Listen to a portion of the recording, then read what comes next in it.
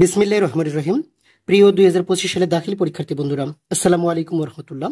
তোমরা যারা বিজ্ঞান বিভাগের শিক্ষার্থী, তোমাদের রসায়ন বইয়ের গত ভিডিওতে আমি 1 থেকে 4 অধ্যায়ের সাজেশন দিয়েছি।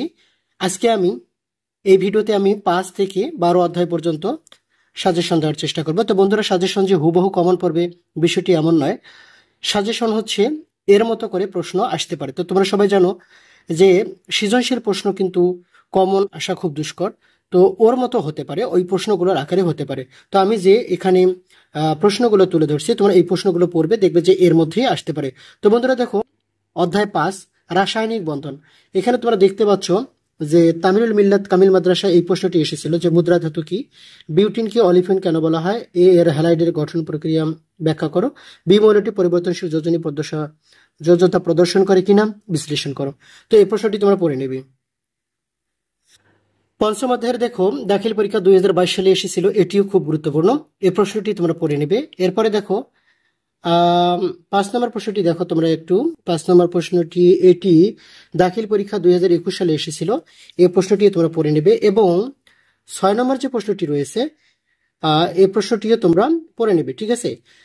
তো পঞ্চম অধ্যায় থেকে এই প্রশ্নটি পড়লে আশা করি এর মধ্য থেকে তোমরা কমন পেতে পারো।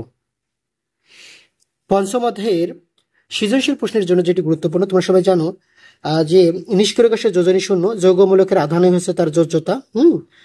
হিলিয়ামের ইলেকট্রন বিন্যাসে প্রযোজ্য হচ্ছে 2 এর নিয়ম। এবং এখানে দেখতে পাচ্ছ NH3 অর্থাৎ অ্যামোনিয়া অণুতে বন্ধন জোড় ইলেকট্রন 3টি এবং নিঃসঙ্গ ইলেকট্রন জোড় অর্থাৎ মুক্ত জোড় হচ্ছে 1 জোড়া। এটা বন্ধুরা আমি তোমাদের বিশ্লেষণ করে দিতে পারতাম, কিন্তু সময় স্বল্পতার কারণে এটি হচ্ছে না। তো তোমরা একটু দেখে নেবে, হীরক বিদ্যুৎ অপরিবাহী কিন্তু গ্রাফাইট বিদ্যুৎ পরিবাহী।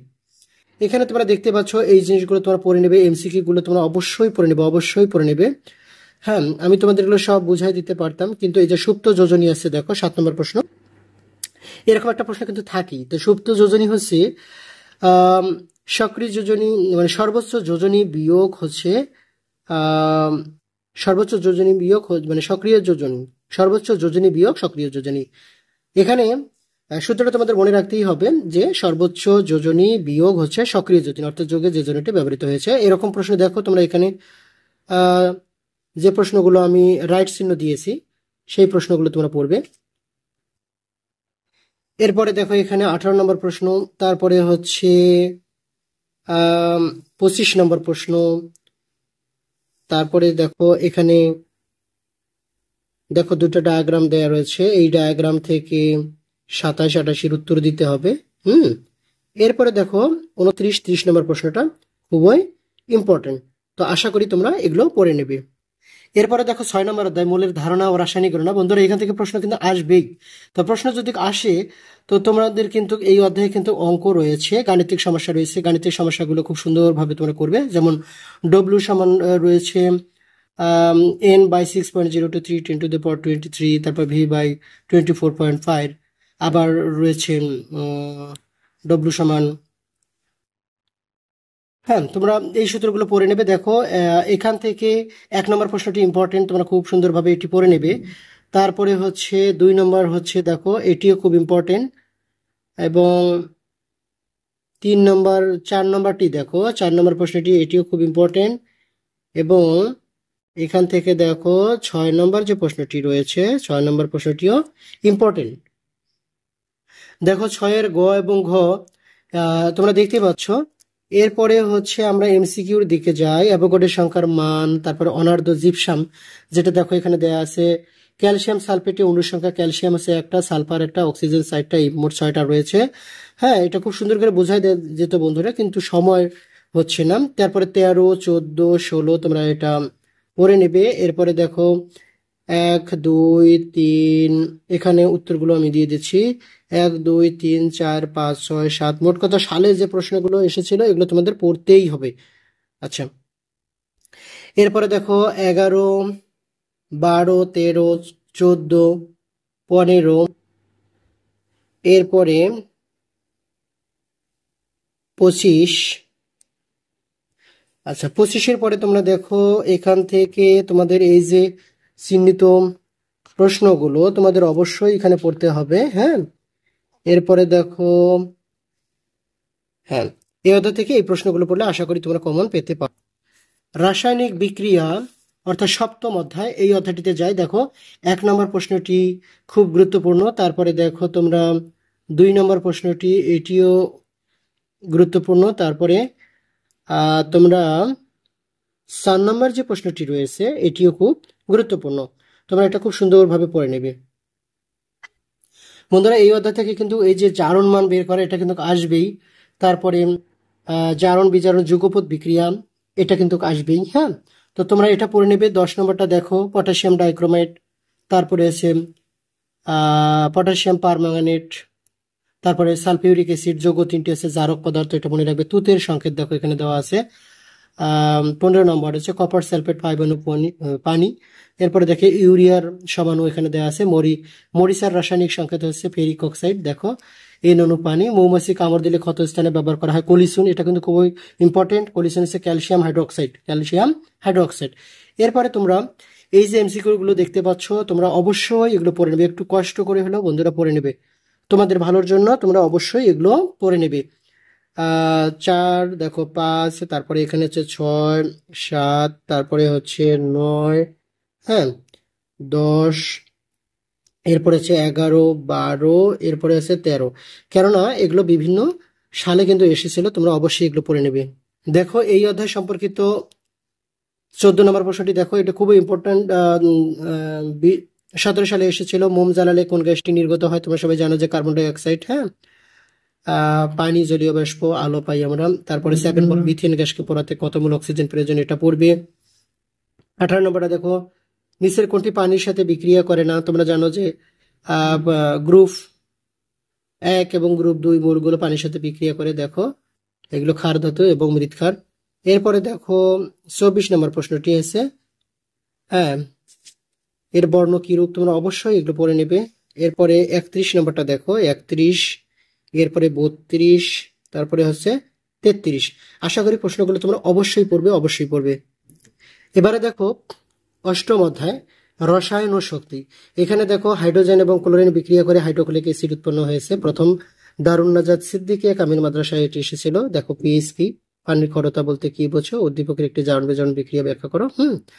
তারপরে এখানে দেখো বিক্রিয়া তাপ ডেলের সমান, তোমাদের যে সূত্রটি জানো। হ্যাঁ, এখান থেকে তোমরা এগুলো পড়ে নেবে।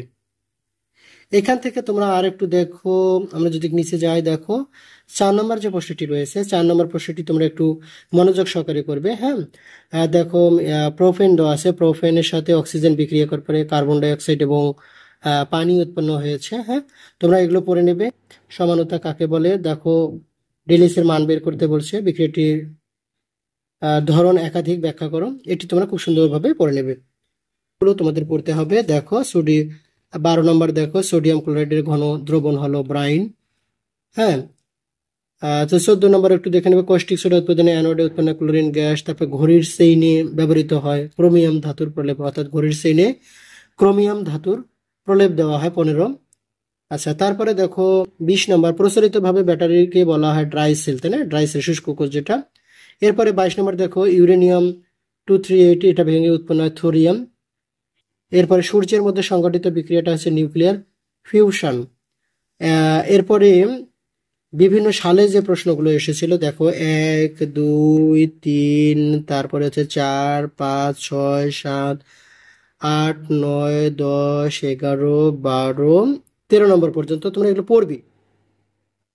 এরপরে দেখো 14 নম্বর, হ্যাঁ 14 নম্বর, তারপরে হচ্ছে 17 নম্বর, তারপরে বড় নিউক্লিয়াস ভেঙে ছোট নিউক্লিয়াসে পরিণত হওয়াটাই হচ্ছে ফিউশন। তোমরা মনে রাখবে ফিউশন হচ্ছে বড়, যেহেতু অক্ষর মানে শব্দটাও বড় সেজন্য এটা বড়, আর ফিউশন হচ্ছে ছোট করে নিয়ে আসা। এভাবে মনে রাখতে পারো। এরপরে দেখো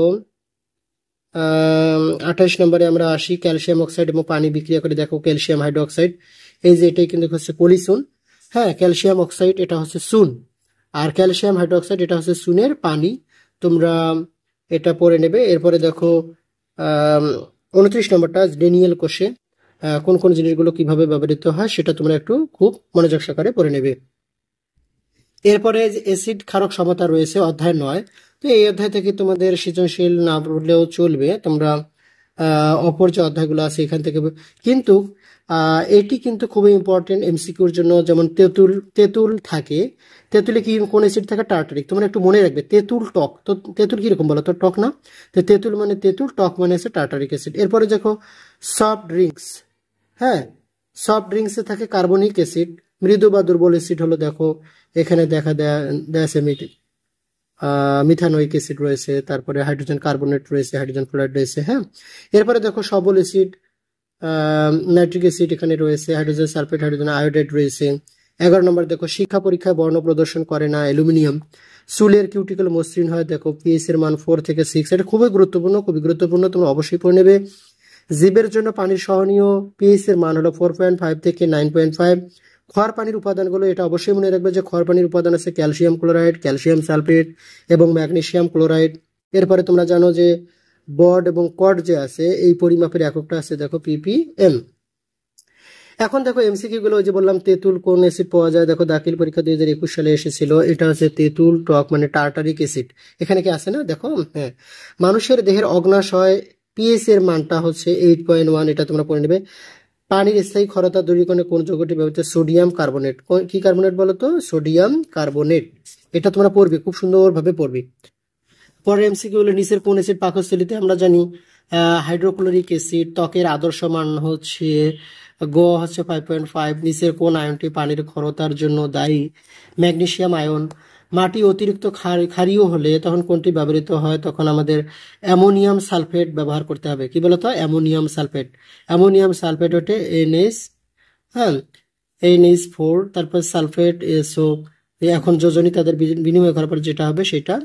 আচ্ছা, তারপরে হচ্ছে দেখো তোমরা 10 নম্বর হচ্ছে রক্তের পিএইচ এর মানটা হচ্ছে 7.35 থেকে 7.45 এটা। তারপর পানির পিএইচ এর মান কত এর কম হলে সেটি জীবের জন্য প্রাণনাশক? 4.5 এর নিচে হলে প্রাণনাশক। কলা গাছে কোন ধর্মীয় উপাদান থাকে? আমরা জানি কলা গাছে হচ্ছে ক্ষারীয়, কেননা পূর্বেকার দিনে, হ্যাঁ, আগেকার দিনে আমাদের মায়েরা দেখা যাচ্ছে যে কাপড় পরিষ্কার করার জন্য তারা কলার গাছকে চিরায়, ওটা পোড়ার পরে যে ছাই আমরা যেটা বলি ওইটা দ্বারা কাপড় পরিষ্কার করতো। আচ্ছা, বজ্রপাতের কারণে কোন অ্যাসিড উৎপন্ন হয়? এটা তোমরা মনে রাখবে। বজ্রপাতের কারণে যে অ্যাসিডটা উৎপন্ন হয় দেখো হাইড্রোজেন, এটা নাইট্রাইট। কি বলতো? নাইট্রাইট। তারপরে কস্টিক সোডার এর অর্থ হচ্ছে কস্টিক সোডা, কস্টিক শব্দের অর্থ হচ্ছে পোড়ানো। কি বলতো? পোড়ানো। এরপরে তোমরা দেখে নেবে 22 নম্বরটা একটু দেখো। 22 অ্যামোনিয়াম ক্লোরাইড। অ্যামোনিয়াম ক্লোরাইড এবং ক্যালসিয়াম অক্সাইড এটি বিক্রিয়া করে কি কি উৎপন্ন হয়, হ্যাঁ, সেটি তোমরা একটু দেখবে এখানে ভালো করে। এরপরে এরপরে দেখো 25 এবং 26 যে উদ্দীপকটি রয়েছে তার আলোকে তোমরা এটা পড়ে নেবে, ঠিক আছে। এরপরে বন্ধুরা আমরা আসি অধ্যায় 10, অর্থাৎ খনিজ সম্পদ, ধাতু এবং অধাতু। এই যে 1 নম্বর প্রশ্নটি রয়েছে দাখিল পরীক্ষা 2019 সালে এসেছিল, এটি খুবই গুরুত্বপূর্ণ। তাহলে প্রশ্নটা দেখতেই পাচ্ছ, এবং হ্যাঁ, উদ্দীপকের পরে দেখো প্রশ্নগুলো দেখো। এরপরে আরেকটি প্রশ্ন দেখো, এখানে ম্যাগনেসিয়াম কার্বনেট, হ্যাঁ, এইটাকে বিয়োজন করার পরে কোন কোন যৌগগুলো উৎপন্ন হবে সেটা তোমরা ক্যালকুলেশন করবে। তাপোৎপাদী বিক্রিয়া কাকে বলে, হ্যাঁ, এটা তোমরা একটু পড়ে নেবে। এই অধ্যায় থেকে এমসিকিউ খুব গুরুত্বপূর্ণ। ভূত্বকে দেখো এই যে আয়রন, সিলিকন, অক্সিজেন, পটাশিয়াম, ম্যাগনেসিয়ামের শতকরা পরিমাণ কত কত তোমরা এটা একটু দেখে নেবে। ভূত্বকে সবচেয়ে বেশি পরিমাণে থাকে অক্সিজেন, তোমরা এটা মনে রাখার চেষ্টা করবে। Rutile, chromite, alumina, cinnabar, chalcocite. লিমোনাইটের যে সংকেতগুলো আছে সংকেতগুলো একটু মনে রাখার চেষ্টা করবে। তারপরে আছে 21 ক্যারেট এবং 22 ক্যারেট যেটা, হ্যাঁ, আমরা জানি 22 ক্যারেটে স্বর্ণের পরিমাণ বেশি, 21 ক্যারেটে স্বর্ণের পরিমাণ কম। তাহলে 91 পয়েন্ট একটু মনে রাখলেই হয়ে যাবে। 90 দুইটাতেই দেখো স্বর্ণ এবং কপার, এটা হচ্ছে সংকর ধাতু, হ্যাঁ, মানে সংকরণ করছে। দেখো যে স্বর্ণ হচ্ছে 91.67, যদি হচ্ছে 22 ক্যারেট হয় 87.5%, এটা যদি হয় তাহলে হবে 21 ক্যারেট। এরপরে দেখো সালফিউরিক অ্যাসিড উৎপাদনের রাসায়নিক প্রভাবক হিসেবে কাজ করে, হ্যাঁ, ভ্যানিডিয়াম পেন্টক্সাইড এখানে রয়েছে। তারপরে 1 নম্বর দেখো কোনটি অ্যালুমিনিয়ামের আকরিক? অ্যালুমিনিয়াম এর আকরিক হচ্ছে বক্সাইট। তোমরা একটু মনে রাখবে যে আলুর বাক্স। কিসের বাক্স? আলুর বাক্স। আলু বলতে অ্যালুমিনিয়াম, বাক্স বলতে হচ্ছে বক্সাইট। কোনটি ওলিয়ামের সংকেত? আমরা জানি ধূমায়িত সালফিউরিক অ্যাসিডকে ওলিয়াম বলা হয়। দেখো এই যে ক নম্বর প্রশ্নটি, তোমরা এটি পড়ে নেবে। এরপরে দেখো কোনটি হেমাটাইটের সঙ্গে দাখিল পরীক্ষা 19 সালে এসেছিল, হ্যাঁ, তোমরা এগুলো পড়ে নেবে। তারপরে হচ্ছে বক্সাইটের সংকেত, বক্সাইটের সংকেতটা তোমরা একটু নেবে, অ্যালুমিনিয়াম অক্সাইড, আমরা সেটা জানি আলুর বক্স, অ্যালুমিনিয়াম অক্সাইড, তাহলে 2 অনুপানি গ। কোনটি চৌম্বক ধর্মী আকরিক, এটা হচ্ছে রুটাইল। কোনটি বেশি সক্রিয়, কোনটি বেশি সক্রিয়, তোমরা জানো যে একটা ছন্দ রয়েছে কে না কে, কে না কে, কে বলতে হচ্ছে পটাশিয়াম, না বলতে হচ্ছে সোডিয়াম। দেখো সোডিয়াম, কে না কে ম্যাকগাইবার, ম্যাকগাইবার বলছে কে না কে ম্যাকগাইবার এলো যেন ফিরে পাবে শুনে হয় কুফার হাজিয়াস পিটাবে আমায়। কে না, না বলতে হচ্ছে সোডিয়াম, তারপরে কে না কে, হ্যাঁ, তারপরে না প্রথমে হচ্ছে কি, কে বলতে হচ্ছে ক্যালসিয়াম, না বলতে হচ্ছে সোডিয়াম, তারপরে হচ্ছে আহ, কে না কে, আম, তারপরে হচ্ছে ম্যাকগাইবার হচ্ছে ম্যাগনেসিয়াম, এলো বলতে অ্যালুমিনিয়াম, জেনো, জেনো তারপরে তাহলে আছে সোডিয়াম, সঠিক উত্তর। এরপরে দেখো নিচের কোনটি জিঙ্কের আকরিক, হ্যাঁ, তোমরা জিঙ্কের আকরিকের নাম আছে ক্যালামাইন, কি বলতো ক্যালামাইন, তোমরা একটু মনে রাখবে যে জিঙ্কু কালা, জিঙ্কু কালা, তাহলে জিঙ্কু কালা মানে হচ্ছে জিঙ্ক, কালা বলতে আছে ক্যালামাইন। এরপরে দেখো ব্রোঞ্জ কোন ধাতুর, নিচের কোনটিতে তাম্রমল দ্রবীভূত হয়, তাম্রমল দেখো এখানে ঘ নম্বর উত্তরটি সঠিক। তারপরে দেখো সোডিয়াম ধাতু নিষ্কাশন হয় দেখো ক্লোরাইড আকরিক থেকে, এরপরে হচ্ছে তড়িৎ বিশ্লেষণের মাধ্যমে। এরপরে 19 নম্বর যে প্রশ্নটি রয়েছে এটিও খুব গুরুত্বপূর্ণ, হ্যাঁ, 19-এর দেখো 20 হচ্ছে কত বলতো, 19 এবং 20, তাহলে দুইটার উত্তর হচ্ছে ঘ।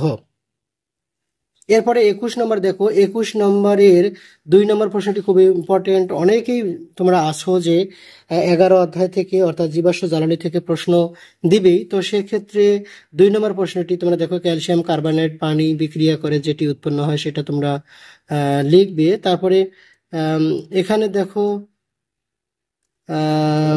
4 নম্বর যে প্রশ্নটি আছে দাখিল পরীক্ষা 2021 সালে এসেছিল, এটিও তোমরা পড়বে, ঠিক আছে। এই অধ্যায়ের আমরা এমসিকিউ সম্পর্কে একটু দেখব, তোমাদের এটা একটু মনে রাখতে হবে। রেকটিফাইড স্পিরিট হলো ইথানলের শতকরা 96% জলীয় দ্রবণ। এরপরে 1 নম্বর দেখো জৈব অ্যাসিডের কার্যকারী মূলক আমরা জানি COOH, হ্যাঁ। ভ্যাসলিন তৈরিতে ব্যবহৃত হয়, এটা গ নম্বরটা তোমরা পড়বে যে প্যারাফিন মোম। প্রাকৃতিক গ্যাসের প্রধান উপাদান যে মিথেন, সেটা তোমরা সবাই জানো। তারপরে এলডিহাইড, এলডিহাইড যেখানে দেখবে যে CHO আছে সেটি হচ্ছে এলডিহাইড। নিচের কোনটি এলডিহাইড, দেখো এই যে CH। তারপরে 6 নম্বর কোনটি প্যারাফিন, প্যারাফিন দেখো এখানে গ নম্বরটা দেওয়া আছে, এটা অ্যালকেন 2, হ্যাঁ অ্যালকেন গ্রুপ আর কি প্যারাফিন। তারপরে দেখো PVC পলিভিনাইল ক্লোরাইড, তোমরা এখান থেকে এটা পড়ে নেবে। এরপরে দেখো নিচের কোনটি ঘনীভবন, আমরা জানি নাইলন 626, কোনটি পলিথিনের মনোমার, হ্যাঁ পলিভিনাইল ক্লোরাইড যেটা। ভ্যাসলিন তৈরিতে ব্যবহৃত হয় প্যারাফিন, সেটা তোমরা জানো। সম্পৃক্ত হাইড্রোকার্বন, সম্পৃক্ত হাইড্রোকার্বন দেখো অ্যালকেন গ্রুপ, দেখো এখানে সাইক্লোপ্রোপেন রয়েছে। তারপরে COOH আমরা তো জানি এটা হচ্ছে অ্যাসিড, হ্যাঁ জৈব অ্যাসিড। তারপরে এইটার সাধারণ সংকেতটা দেখো, এন এর জায়গায় যদি 3 বসাই তাহলে আমাদের কত হতে হবে বলতো, 4 হতে হবে। তাহলে আমরা যদি 3 বসাই প্রথমটাতে দেখো 3 × 6, 6 থাকি 2 বাদ দিলে হচ্ছে 4, তাহলে ক নম্বর হচ্ছে 14, 15, 16, 18, তারপরে হচ্ছে 19, 20, 21, 22, 23, 24, হ্যাঁ। এরপরে তোমরা 31 নম্বরটা পড়বে যে কোন পলিমারটি প্লাস্টিক বোতল তৈরিতে ব্যবহৃত হয়, এটা হচ্ছে পলিপ্রোপিন। এরপরে তোমরা 43 নম্বরটাও একটু পড়ে নেবে যে ভিনেগার কি। তাহলে ভিনেগার তোমরা সবাই জানো যে ইথানিক অ্যাসিডের 4 থেকে 10% জলীয় দ্রবণকে ভিনেগার বলে, এটা ক নম্বর প্রশ্ন কিন্তু আসতে পারে যে ভিনেগার কি। ইথানিক অ্যাসিডের 4 থেকে 10% জলীয় দ্রবণকে ভিনেগার বলে। ভিনেগার আমরা জানি খাদ্য সংরক্ষক হিসেবে কাজ করে, এটা লাল লিটমাসকে নীল করে, হ্যাঁ এটা হচ্ছে ক্ষারের কথা বলা হয়েছে, কিন্তু ভিনেগার তো আমরা জানি অ্যাসিড, হ্যাঁ। তাহলে লাল লিটমাসকে নীল করে কি বলতো, এটা হচ্ছে ক্ষার। আর নীল লিটমাসকে যদি লাল করতো তাহলে কিন্তু ঠিক হতো নীলা। তোমরা অ্যাসিড এটা মনে করবে নীলা, অ্যাসিড নীলা, এসো নীলা, এসো বলতে হচ্ছে অ্যাসিড, আর নি বলতে হচ্ছে নীল, লাল বলতে হচ্ছে লাল, তাহলে অ্যাসিড। আচ্ছা এরপরে দেখো এলপিজি, এলপিজি জানো লিকুইড পেট্রোলিয়াম গ্যাস, এটি রয়েছে তোমরা এটা পড়ে নেবে। এরপরে দেখো ইথিন অর্থাৎ অ্যালকেন, অ্যালকিন, অ্যালকিন গ্রুপ এটা, তোমরা এটাও দেখে নেবে। এরপরে দেখো 50 নম্বরটা এখানে রয়েছে, দেখো 50 নম্বরটা কিন্তু এই যে দেখো একই প্রশ্ন, হ্যাঁ। এরপরে তোমরা একটু লক্ষ্য করো যে 52 এবং 53 নম্বর প্রশ্নটা দাখিল পরীক্ষা 2022 সালে এসেছিল 3 কার্বন বিশিষ্ট, তাহলে 3 কার্বন বিশিষ্ট অ্যালকাইন, তাহলে এটা হবে মানে মিথাইন, ইথাইন, এটা প্রোপাইন হবে। হ্যাঁ, কি হবে বলতো? প্রোপাইন। হ্যাঁ, তাহলে এইটা থেকে আসলে কিউ এর মানটা কি আসবে সেটাই ভেঙে ভেঙে দুইবার ভাঙার পরে দেখো যে অ্যালকেন গ্রুপটাই চলে আসবে। এরপরে তোমরা 54 নম্বর এবং 55 নম্বর প্রশ্নটা তোমরা একটু পড়ে নেবে। তো বন্ধুরা, এরপরে এখন দেখো শেষ যে অধ্যায়টি, আমাদের জীবনের রসায়ন। আমাদের জীবনের রসায়নের জন্য তোমরা দাখিল পরীক্ষা 18 সালে এটি এসেছিল, এই প্রশ্নটি তোমরা পড়ে নেবে। এবং 4 নম্বর যে প্রশ্নটি আছে তোমরা একটু দেখো, 4 নম্বর প্রশ্নটি, এই 4 নম্বর প্রশ্নটিও তোমরা একটু দেখে নেবে। আচ্ছা, এই অধ্যায়ও কিন্তু এমসিকিউর জন্য খুবই ইম্পর্টেন্ট। বর্ষাকালে সাধারণত লবণ, পানিগ্রাসী দ্রব্যের পদের সঙ্গে ক্যালসিয়াম ক্লোরাইড এবং ম্যাগনেসিয়াম ক্লোরাইড, খাবার সোডার সঙ্গে সোডিয়াম বাইকার্বনেট অথবা সোডিয়াম হাইড্রোজেন কার্বনেট, বেকিং সোডার মূল উপাদান সেটাই সোডিয়াম বাইকার্বনেট। হ্যাঁ, তারপরে আচার সংরক্ষণে ব্যবহৃত হয় সিরকে বা ভিনেগার। কোমল পানিতে যে কার্বনিক অ্যাসিড থাকে সোডিয়াম কার্বনেট, যেটাকে সোডা অ্যাশ বা কাপড় ধোয়ার সোডা আমরা বলতে পারি। আর খাবার সোডার কথা যদি বলে তখন আমরা বলবো ওই যে সোডিয়াম বাইকার্বনেট। আচ্ছা, এরপরে দেখো কলিসিন আমরা এর আগেই পড়ে আসছি, calcium hydroxide, bleaching powder, calcium hypochlorite, calcium কি বলতো হাইপোক্লোরাইড, জীবাণুনাশক হিসেবে ব্যবহৃত হয়েছে ক্লোরিন। হ্যাঁ, এরপরে দেখো কাপড় কাঁচা সোডা, আমরা কিছুক্ষণ আগেই পড়েছি কাপড় কাঁচা সোডা, সেটা হচ্ছে সোডিয়াম কার্বনেট। সোডিয়াম কার্বনেট এখানে 10 অণু পানি থাকবে। কোন ফুড প্রিজারভেটিভ স্বাস্থ্যের জন্য ক্ষতিকর, এটা হচ্ছে ইথিলিন। তারপর যে টয়লেট ক্লিনার, এটা কিন্তু খুবই আসে, টয়লেট ক্লিনার আছে সোডিয়াম হাইড্রোক্সাইড। কোনটি baking powder, sodium hydrogen carbonate বা সোডিয়াম বাইকার্বনেট। ফল পাকানোর জন্য কোনটি সবচেয়ে বেশি নিরাপদ, অর্থাৎ এটি হচ্ছে বিথাইলিন। হ্যাঁ, বিথাইলিন। তারপরে কোন গ্যাস ক্লিনার, কোনটি গ্লাস ক্লিনারের মূল উপাদান? গ্লাস ক্লিনার হচ্ছে অ্যামোনিয়া, এটাকে কাঁচও থাকতে পারে। কি থাকতে পারে বলতো? কাঁচও থাকতে পারে। এরপরে বন্ধুরা দেখো হেবার বস প্রণালীতে অ্যামোনিয়া উৎপাদন অত্যানুকূল তাপমাত্রাটা হচ্ছে অ্যামোনিয়াম ফসফেট। তাহলে অ্যামোনিয়াম হচ্ছে এর যোজনী 1, ফসফেটের যোজনী 3, তাহলে অ্যামোনিয়ার কাছে তাহলে NH4। তাহলে দেখা যাচ্ছে গ নম্বরটা তো হচ্ছেই না। তাহলে কোনটা উত্তর সঠিক বলো তো দেখি? খ নম্বরটা, এই যে ফসফেটের দেখো 3টা অ্যামোনিয়ামের কাছে চলে আসছে। ফুড প্রিজারভেটিভস হিসেবে ব্যবহৃত হয় সোডিয়াম বেনজোয়েট, সোডিয়াম লোরাইল সালফোনেটের অপর নাম হচ্ছে ডিটারজেন্ট। আমরা যে ডিটারজেন্ট পাউডারটা ব্যবহার করি তার নামটা হচ্ছে সোডিয়াম লোরাইল সালফোনেট। এরপরে হচ্ছে পাউরুটি তৈরিতে যেটি ব্যবহার করা সেটা মানে যে প্রক্রিয়াটা সেটা হচ্ছে সবাত শোষণ। হ্যাঁ, এরপরে দেখো ক্যালসিয়াম কার্বাইড, ক্যালসিয়াম কার্বনেট হচ্ছে মানে C2। এরপরে তোমরা যেটি দেখবে শেষে দেখো 21 নম্বর এবং 22 নম্বর প্রশ্নটি। আশা করি এই প্রশ্নগুলো পড়লে তোমরা ফলাফল ভালো করবে এবং কমন পেতে পারো। তো বন্ধুরা, তোমরা আগামীকাল পরীক্ষাটি খুব সুন্দর দাও। হ্যাঁ, সে দোয়া রইল। আজকের ভিডিও এখানে শেষ করছি।